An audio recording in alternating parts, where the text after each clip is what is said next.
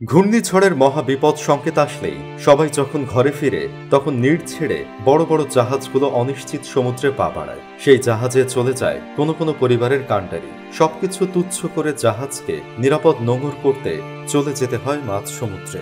বারবার পরিবারের কথা মনে হলেও কিছুই করার থাকে না।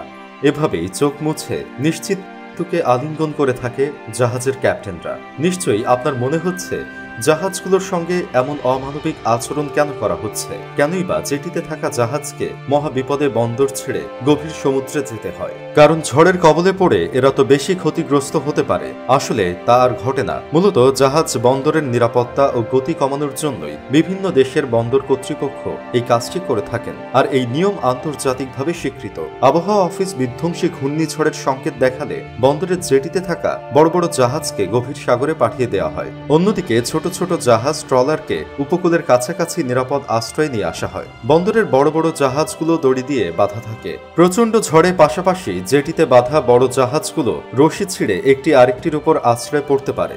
বন্দরের অবকাঠামোর সঙ্গে বা পানির নিচে মাটির সঙ্গে জাহাজের ধাক্কা লাগতে পারে। এমন হলে জাহাজ ও বন্দরের ক্ষয়ক্ষতি বেশি হবে। বন্দর চ্যানেলে যদি কোনো জাহাজ ডুবে যায় তবে বন্দরে জাহাজ আসা যাওয়া বন্ধ হওয়ার আশঙ্কা থাকে।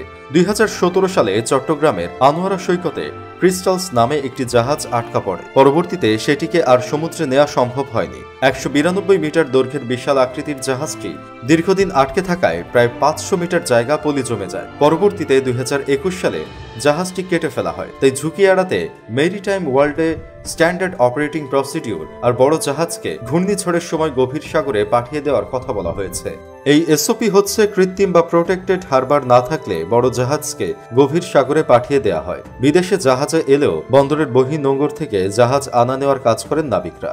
বন্দর থেকে জাহাজ বের করার দায়িত্ব পালন করেন তারা। মহাবিপদ সংকেতে কাজটি করতে হয় তাদের। বন্দর থেকে প্রায় 2 নটিক্যাল মাইল দূর পর্যন্ত তারা জাহাজ চালিয়ে নেয়। এরপর জাহাজের নিজস্ব ক্যাপ্টেন এটির নিয়ন্ত্রণ নেন। মহাবিপদ সংকেতে জাহাজ দিয়ে চ্যানেল অতিক্রম করা খুবই দুঃসাধ্য কাজ। ঝড়ের মধ্যে জাহাজে উঠানামা করার জন্য মই ব্যবহার করতে হয়। আর যে কোনো সময় সেই মই ছিঁড়ে পড়ে যাওয়ার আশঙ্কা থাকে। আর একবার পড়লে সেটা সরাসরি সাগরে। ভয়াবহ এই ঝুঁকির কাজগুলো মুখ বুজে মেনে নিয়ে পড়ে থাকেন জাহাজের ক্যাপ্টেনরা। তারা জানেন যে কোনো সময় নিশ্চিত থাবায় পড়তে পারেন তারা। জাহাজের ক্যাপ্টেনের জন্য না হলেও ঘূর্ণিঝড়ের সময় বড় জাহাজ সাগরেই নিরাপদ। সুপার সাইক্লোন হলেও সাগরে জাহাজ ঢেউয়ের সঙ্গে পাল্লা দিয়ে চলতে পারে। ম্যানুভাইল টেকনিক ব্যবহার করতে পারে। এসব মালবাহী জাহাজগুলো স্ট্যাবিলিটি হাই থাকে। তাই ঢেউ চলে যাওয়ার পর সেগুলো পানিতে আছড়ে পড়বে কিন্তু ডুবে যাবে না। প্রচন্ড বাতাসে কোনাকুনি ভাবে জাহাজকে আস্তে আস্তে একটি নির্ধারিত সীমায় চালাতে হয়। বড় জাহাজগুলোতে 2টি ইঞ্জিনই এ সময় চালু রাখতে হয়।